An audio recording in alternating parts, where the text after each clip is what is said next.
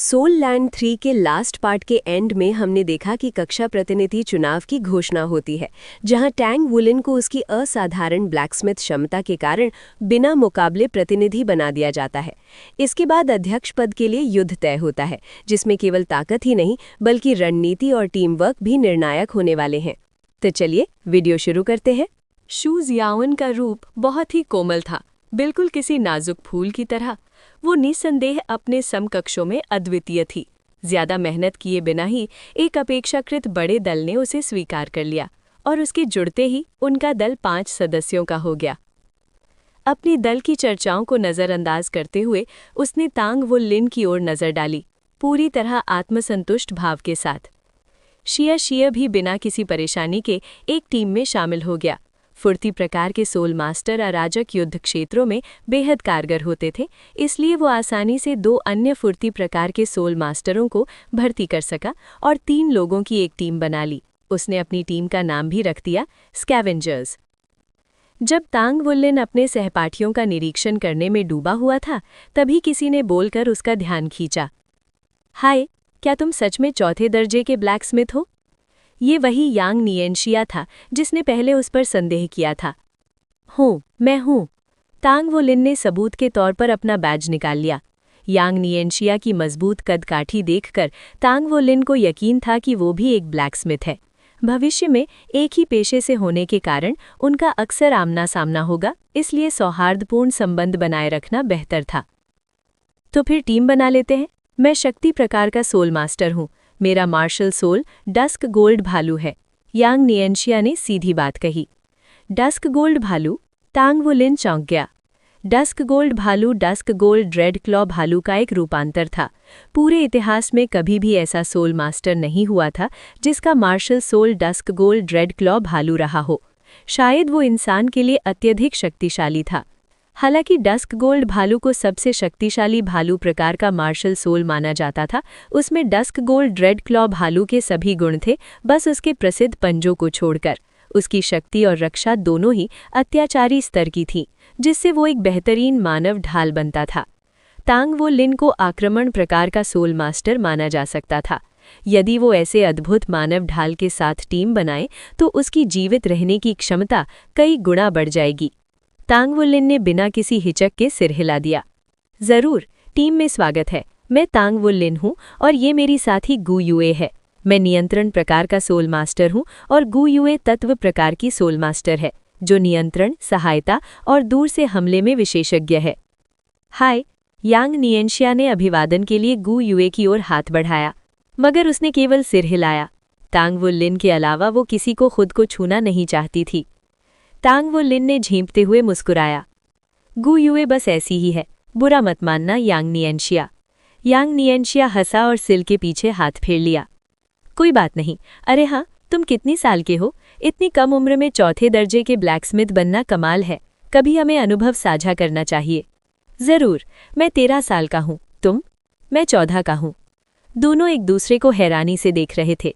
यांग नियेनशिया को तांग वो लिन की कम उम्र पर आश्चर्य था, जबकि तांग वो लिन को यांग नियेनशिया का इतना विशाल शरीर देखकर झटका लगा। इतनी उम्र में? हम तीनों की टीम काफ़ी अच्छी है। क्या तुम्हें पता है कि हमें आगे क्या करना चाहिए? मैं रणनीति में बहुत अच्छा नहीं हूँ। तुम्हारी विशेषताएं क्या हैं? यांग नियेनशिया ने उत्साह से पूछा। सभी नए शिक्षक अभी एक दूसरे से परिचित नहीं थे, इसलिए ये बैटल रॉयल अपनी क्षमताएं दिखाने का बेहतरीन मंच था। जो जितना अधिक प्रभावशाली दिखेगा, उसके लिए रिश्ते बनाना उतना ही आसान होगा। साथ ही इससे कक्षा में उसकी हैसियत भी बढ़ेगी। हर कोई खुद को साबित करने के लिए उत्सुक था। तांग वुलिन ने कड़वी मुस्कान के साथ कहा, ये बहुत सरल है। तुम्हारा मार्शल सोल डस्क गोल्ड भालू है ना? इसकी शक्ति और रक्षा दोनों ही शानदार हैं। तुम्हें बस इन्हें पूरी तरह दिखाना है, बाकी सब मैं और गु युए संभाल लेंगे। मैं लोगों को तुम्हारी ओर खींचूंगा, तुम उन्हें पीटोगे। गु युए दूर से हमला और समर्थन देगी। यांग नियेनशिया के जुड़ने से तांग वो लिन टीम की संरचना से संतुष्ट था। उसे उसकी ताकत पर कोई संदेह नहीं था। आखिर वो भी श्रेक की प्रवेश परीक्षा पास करके आया था। कम से कम उसके पास 3 सोल रिंग्स तो होंगी ही। तांग वो लिन जैसे केवल 2 सोल रिंग्स के साथ भर्ती होना एक अपवाद था। यही सोचते हुए उसके दिमाग में उस लाल बालों वाली फॉलन एंजल लड़की की छवि उभरी। उसके पास भी तो सिर्फ 2 रिंग्स हैं, और मेरी तरह बैंगनी? यू जेंगयू के भी तीनों रिंग्स बैंगनी हैं। लगता है होली एंजल और फॉलन एंजल दोनों के पास इतनी शारीरिक शक्ति और आध्यात्मिक बल होता है कि वे शक्तिशाली स्पिरिट सोल को सहन कर सके। 15 मिनट जल्दी ही बीत गए। शेन यी और वू झांग कॉन्ग ने प्रथम वर्ष के 101 शिक्षकों को भव्य ढंग से कक्षा से बाहर निकाला। वे एक लंबे गलियारे से होते हुए स्कूल के भवन की गहराइयों में चले गए।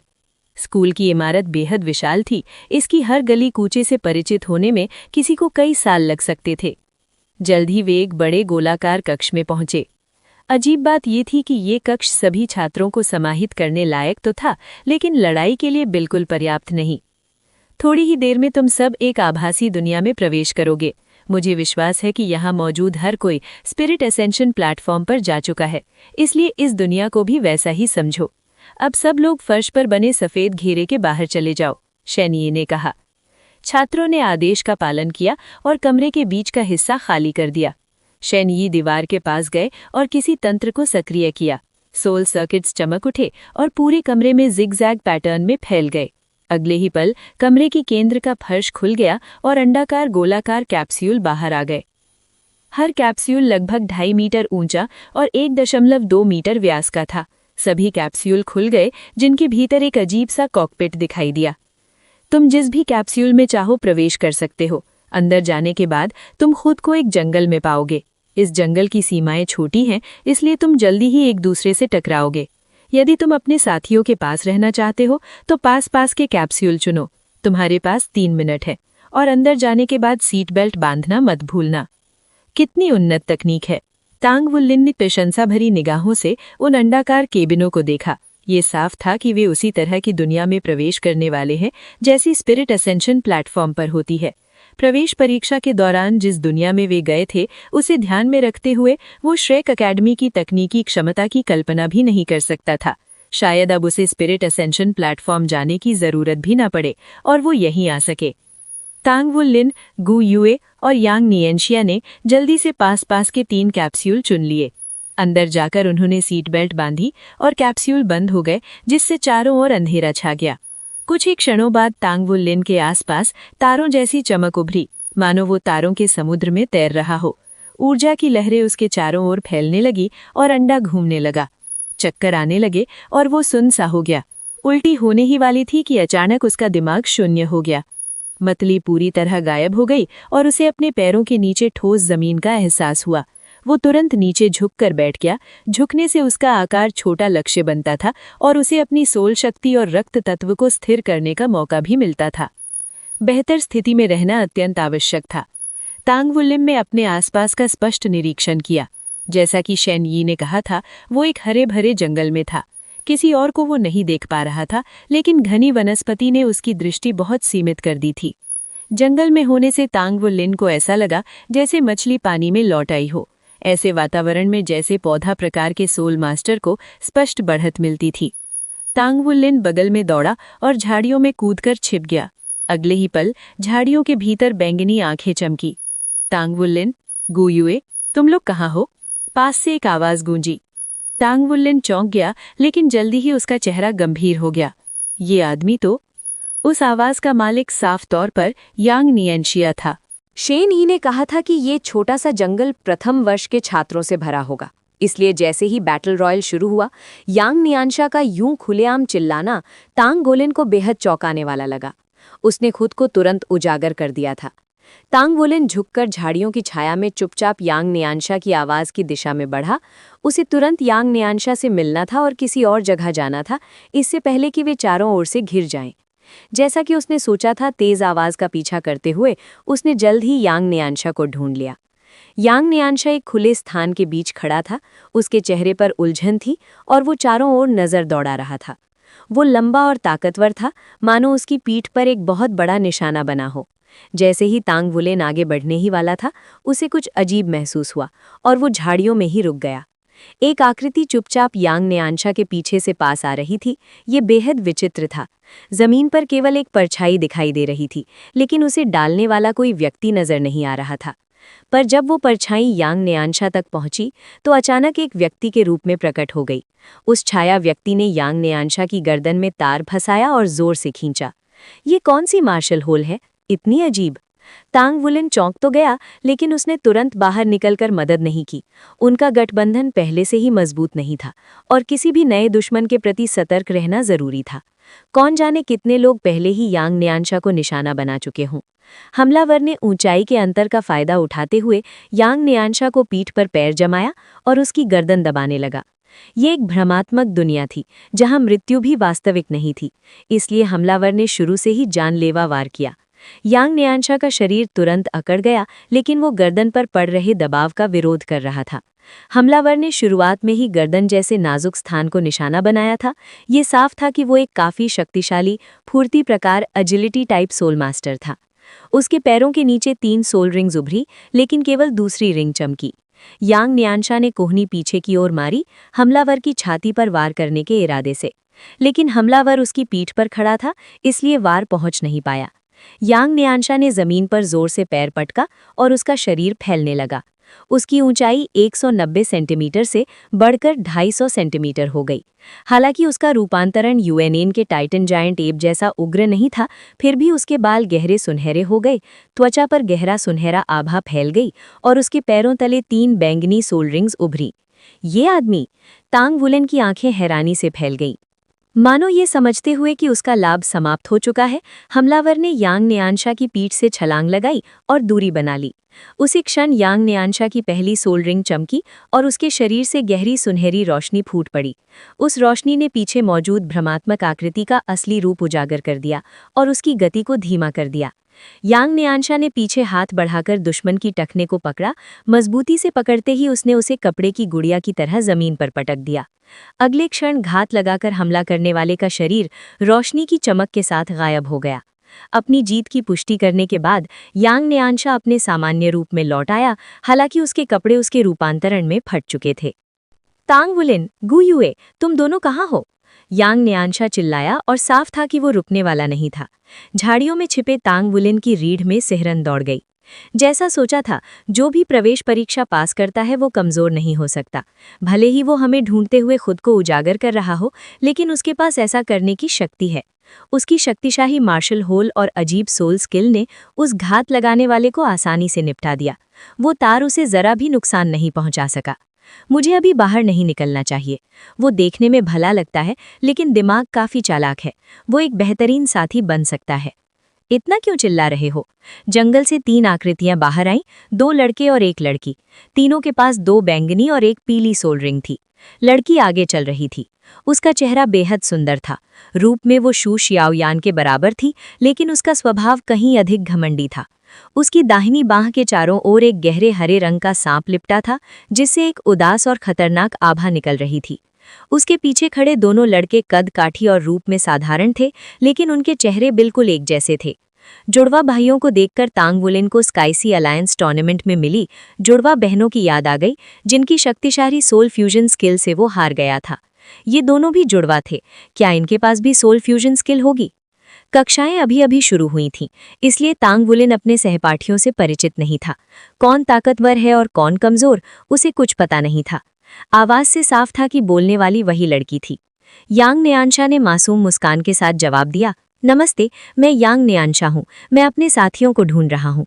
लड़की आगे बढ़ी, मैं ज़ेंग यीरन हूँ। बेहतर होगा कि तुम अभी पीछे हट जाओ और दर्द से बच जाओ।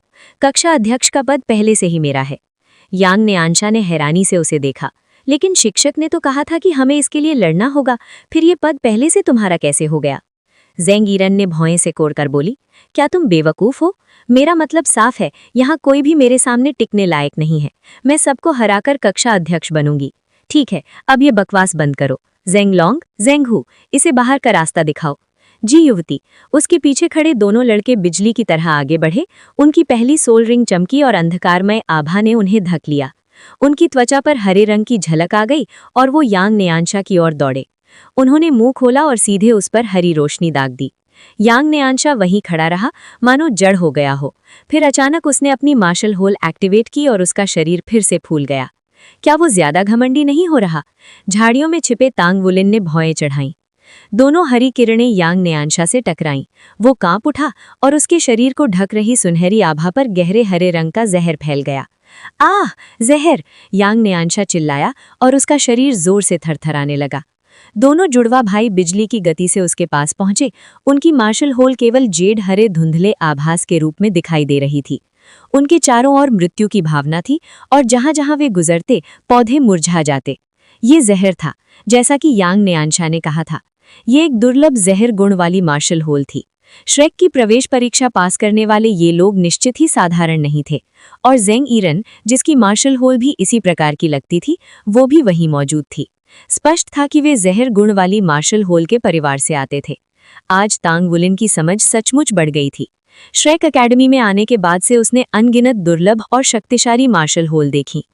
पलक झपकते ही जेंग लॉन्ग और जेंग हू यांग न्यानशा तक पहुंच गए। यांग न्यानशा और भी ज्यादा कांपने लगा। दोनों जुड़वा भाइयों ने पैर उठाकर उस पर लात मारने की तैयारी की। उनके पैरों से पारदर्शी जेड हरे नुकीले कांटे निकल आए। वे देखने में सुंदर थे, लेकिन उनकी मार्शल होल की प्रकृति ने उस सुंदरता को डरावना बना दिया।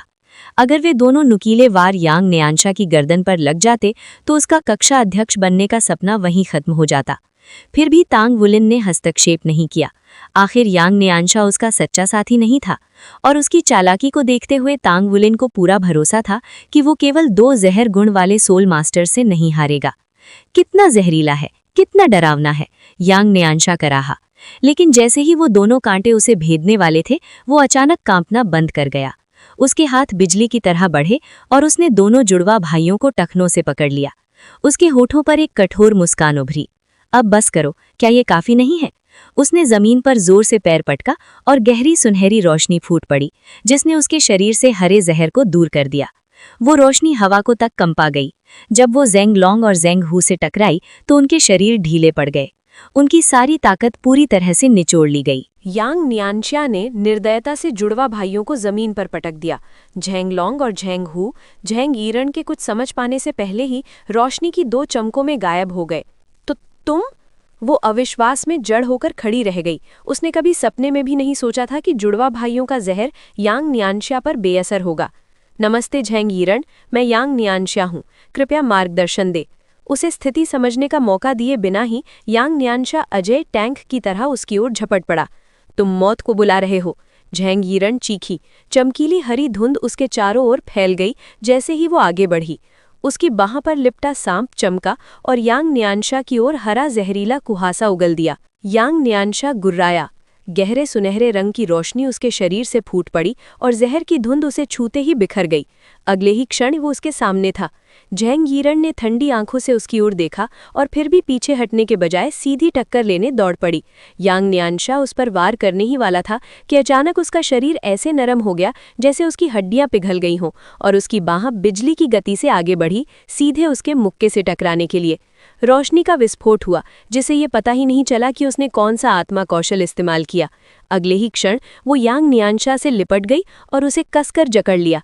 उसने अपनी अब जेड हरी हो चुकी दाहिनी हथेली उठाई और उसके गले की ओर वार किया। उसी समय उसकी बाह पर मौजूद सांप फिर चमका और यांग न्यानशा के चेहरे पर जहरीली धुंध का एक और फुहारा छोड़ा। यांग न्यानशा की तीसरी आत्मा अंगूठी चमक उठी और वो जोर से दहाड़ा। उसका विशाल शरीर और भी बढ़ गया। उसकी ऊंचाई 3 मीटर तक पहुंच गई। गहरे सुनहरे भर्ग उसके पूरे शरीर पर ऐसे उगाए जैसे स्टील की सुइयां हों। उसने पूरी ताकत से ऊर्जा विस्फोट किया ताकि झेंग ईरन को खुद से झटक सके, लेकिन झेंग लॉन्ग और झेंग हू से वो उससे गोंद की तरह चिपकी रही। चाहे रोशनी कितनी ही तीव्र क्यों ना हो जाए, उसने पकड़ नहीं छोड़ी। दोनों एक गतिरोध में फंस गए। उसी क्षण कहीं से अचानक एक हथेली प्रकट हुई और हल्के से झेंग ईरन की पीठ पर रखी गई। वो कांपी और फिर अकड़ गई, क्योंकि नीली बर्फ की एक परत उसकी पीठ से फैलने लगी। यांग न्यानशा दहाड़ा और अपनी मांसपेशियां कस लीं। झेंग ईरन की जमी हुई देह बर्फ के चमकदार टुकड़ों में टूट गई। अगले ही क्षण वहां केवल रोशनी के कुछ कण शेष रह गए। यांग न्यानशा के पास एक लड़की प्रकट हुई जिसके लंबे काले बाल थे। वो विशेष रूप से सुंदर नहीं थी, लेकिन उसके व्यक्तित्व में एक अलग ही आभा थी। वो गु युए थी। वो टेलीपोर्ट होकर आई थी और उसने झेंग ईरन पर फ्रॉस्ट पाम का प्रयोग किया, जिससे युद्ध की दिशा तुरंत बदल गई। यांग न्यानशा का शरीर तेजी से सामान्य आकार में लौट आया और उसने गु युए को अंगूठा दिखाया। गु युए ने शालीन मुस्कान के साथ जवाब दिया, हाथ पीछे बांधे हुए, मानो ये सब कुछ खास ही नहीं था। तांग वुलिन के आश्चर्य से गू युए की नज़र एक पल के लिए झाड़ियों की ओर गई जहां वो छिपा था, फिर तुरंत हट गई। वाह, स्पिरिट सी क्षेत्र सचमुच अद्भुत है। उसकी संवेदना इतनी तीक्ष्ण हो गई है कि उसने मुझे तुरंत पहचान लिया। फिर भी उसने न तो उसे पुकारा और न ही वो बाहर आया। गू युए, अब हमें क्या करना चाहिए? यांग न्यानशा ने मासूम चेहरे के साथ पूछा। अभी तो तुम अच्छा कर रहे थे, जारी रखो, कहकर गू युए झाड़ियों की ओर बढ़ी। लेकिन मेरी आत्मा शक्ति खत्म हो जाएगी, यांग न्यानशा ने दुखी स्वर में कहा। वो तुम्हारी समस्या है, गू युए ने पीछे देखे बिना कहा और झाड़ियों में घुस गई। वो आराम से तांग वुलिन के पास बैठ गई। उसी क्षण तांग वुलिन की आंखों में चमक आई और उसका दाहिना हाथ बिजली की तरह आगे बढ़ा। डिंग! एक तीखी आवाज गूंजी जब नुकीले पंजों की एक जोड़ी उसके हाथ से टकराकर दूर जा गिरी। वो उसके पीठ पर वार करने वाले थे। ब्लू सिल्वर भास के भाले जमीन से फूट पड़े और आसपास की झाड़ियों को इतनी जोर से हिलाया कि उनमें छिपे 2 लोग बाहर आ गए। उनके शरीर पूरी तरह सुन्न हो चुके थे। उसी समय हवा की 1 मीटर लंबी 2 धाराएं उड़ी और उन दोनों हमलावरों को रोशनी की चमकों में बदल दिया। पूरे समय तांग वुलिन ने पीछे मुड़कर नहीं देखा। उसने केवल एक हल्की मुस्कान के साथ पीछे की ओर अंगूठा दिखाया। तांग वुलिन के पीछे से एक आकृति धीरे धीरे रेंगती हुई आगे बढ़ी और ब्लू सिल्वर घास का एक तिनका उठाया। वो पूरी तरह वातावरण में घुल मिल गया था। वो जिए शिए था। उसने 2 अन्य फुर्तीले आत्मा गुरुओं के साथ मिलकर पहले ही 5 लोगों को हरा दिया था। आखिरकार फुर्तीले आत्मा गुरु गति और आक्रमण दोनों में माहिर होते हैं। घात लगाना और हमला करना उनकी विशेषता थी। अत्यधिक गति के कारण उनकी रक्षा स्वाभाविक रूप से कमजोर होती है। लेकिन जब जिए शिए के दोनों साथियों की नज़र तांग वुलिन पर पड़ी तो उन्हें अपने आने वाले अंत का कोई आभास नहीं था। दुर्भाग्य से उनके साथ विश्वासघात हुआ था। इतने वर्षों साथ रहने के बाद तांग वुलिन और जिए शिए को शब्दों की जरूरत नहीं थी। जैसे ही जिए शिए को पता चला कि झाड़ियों में छिपा व्यक्ति तांग वुलिन है, उसने जानबूझकर चारों ओर उगी ब्लू सिल्वर घास को छुआ, क्योंकि वो तांग वुलिन के घास निगरानी नेटवर्क को जानता था। चेतावनी मिलने के बाद तांग वुलिन ने वही संकेत गू युए को भेज दिया, एक ऐसा संकेत जिसे केवल उनकी टीम समझ सकती थी। इसके बाद 2 फुर्तीले आत्मा गुरुओं का दुखद अंत हुआ। इस पूरी कड़ी की सबसे महत्वपूर्ण बात ये थी कि उन्होंने कभी जिए शिए के विश्वासघात का शक तक नहीं किया। एक बार नियंत्रण में आ जाने के बाद फुर्तीले आत्मा गुरुओं के पास केवल एक ही रास्ता बचता है। वो कमजोर नहीं थी, लेकिन उनकी ताकत घात और गेरिला युद्ध में थी। अत्यधिक गति के कारण उनकी रक्षा स्वाभाविक रूप से कमजोर होती है। यांग न्यानशा ने ये हलचल देखी और झाड़ियों की ओर आया। 2 चमकती रोशनियां देखकर उसकी पुतलियां सिकुड़ गईं, लेकिन उसने जल्दी ही खुद को संभाल लिया और अंगूठा दिखाया। वो दौड़कर गू युए के पास झाड़ियों में आ गया। तो तुम यहाँ कब आए? यांग न्यानशा ने तांग वुलिन को देखकर हैरानी से पूछा। तांग वुलिन ने कड़वी मुस्कान के साथ कहा, मैं भी अभी अभी आया हूँ। यांग न्यानशा के चेहरे पर भूली मुस्कान फैल गई। ओह, फिर मेरे लिए पहरा देना, मुझे थोड़ी आत्माशक्ति पुनः प्राप्त करनी है। कुछ ही मिनटों में उन्होंने 6 लोगों को हरा दिया था और वे सभी शक्तिशाली थे, खासकर झेंग यीरण, जिसकी विषैली मार्शल आत्मा अत्यंत भयानक थी। फिर भी डस्क गोल्ड भियर की अधिक रक्षा ने उसके जहर को रोक दिया और अंततः वो गू युए के फ्रॉस्ट पाम से मारी गई। बेशक अगर वो इतनी घमंडी न होती तो जीत इतनी आसान नहीं होती। यांग न्यानशा निश्चिंत होकर ध्यान लगाने बैठ गया। उसे तांग वुलिन और गू युए पर पूरा भरोसा था। तांग वुलिन और गू युए ने एक दूसरे की ओर देखा, लेकिन कुछ न कहा। तांग वुलिन ने अपनी ब्लू सिल्वर घास को जमीन में फैला दिया और आसपास के पौधों से जोड़ दिया। उसने आत्माशक्ति घास के माध्यम से पौधों में प्रवाहित की ताकि वे अपनी आभा को छिपा सकें। लड़ाई की आवाजें हवा को चीरती चली जा रही थी। ये पूर्ण अराजकता थी। गर्जन करते धमाके धरती को हिला रहे थे और मलबा कई कई मीटर दूर तक उड़ रहा था। जंगल के हर कोने में युद्ध छिड़ चुका था, जो आग की तरह फैलता जा रहा था। ये स्वाभाविक भी था, क्योंकि कुल 101 प्रतिभागी केवल 3 स्थानों के लिए हाथ पांव मार रहे थे। हर कोई खुद को भीड़ से अलग, विशेष और असाधारण मानता था और शिखर पर खड़े होने का सपना देख रहा था। और आज अपने शिक्षकों के सामने ये साबित करने का सबसे अच्छा मौका था। सीनियर ब्रदर, आपको क्या लगता है क्लास प्रेसिडेंट कौन बनेगा? शेनी ने दीवार पर लगे बड़े स्क्रीन को घूरते हुए पूछा। उसकी आंखें लगातार विश्लेषण कर रही थी। तांग वुलिन, वू झांगकोंग ने उत्तर दिया।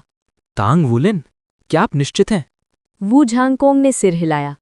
लेकिन गू युए और कई दूसरे छात्र उससे ज्यादा ताकतवर हैं। वो किसी भी पहलू में खास चमकता नहीं है और इस साल बहुत से बेहतरीन नए छात्र आए हैं। इनर कोड के मानक अब बेहद सख्त हो गए हैं। सच तो यह है कि आउटर कोर्ट को लगभग सिर्फ छात्रों को तराशने के लिए इस्तेमाल किया जाता है, बिना उन्हें सीधे इनर कोर्ट में जाने दिए। क्या आपको सच में लगता है कि तांग वुलिन का उनके खिलाफ कोई मौका है? वू झांगकोंग ने सिर हिलाया।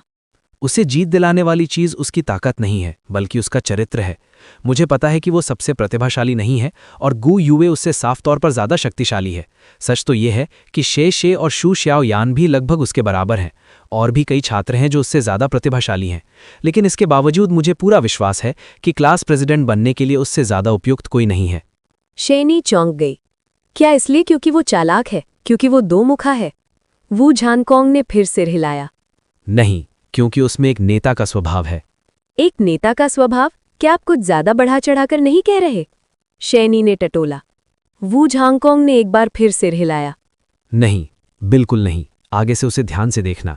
मुझे समझने में 3 साल लगे कि वो किस तरह का इंसान है। कभी कभी वो खराब भी हो सकता है, लेकिन चुनौती के समय उसका चरित्र सच में चमक उठता है और वो हमेशा सही फैसला लेता है। तुम कहती हो कि वो दो मुखा है, लेकिन जब उसके साथी खतरे में होते हैं तो वो बिना झिझक आगे बढ़ता है। इतना ही नहीं, वो नुकसान को भी न्यूनतम रखने में कामयाब रहता है। उसकी परिस्थितिजन्य समझ उसके हम उम्रों से कहीं ऊपर है। अगर वो अपनी टीम का नेतृत्व नहीं कर रहा होता तो उनकी युद्ध क्षमता 20 शायद 30% तक गिर जाती, लेकिन उसके नेतृत्व में वो एकजुट होकर एक संपूर्ण इकाई की तरह लड़ते हैं। उसका करिश्मा उसके आसपास के लोगों को जोड़ देता है और वो खुशी खुशी उसके आदेश मानते हैं। गु युए और शे दोनों ही घमंडी बच्चे हैं, फिर भी वो उसे कभी कप्तान कहना नहीं भूलते। उसके कर्म ही उनके दिल से सम्मान खींच लाते हैं। इसलिए जैसा मैंने कहा, बस देखते रहो। मुझे पूरा यकीन है कि वहां मौजूद हर किसी में वही क्लास प्रेसिडेंट बनने की सबसे ज्यादा संभावना रखता है।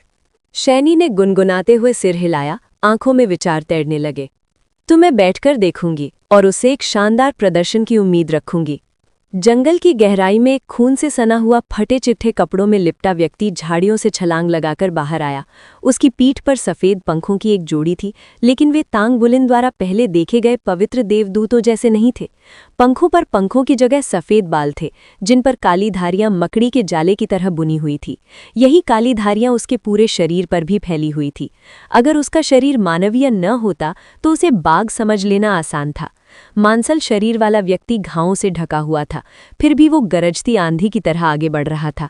कहा जाता है बादल ड्रैगन से आते हैं और हवा बाघ से।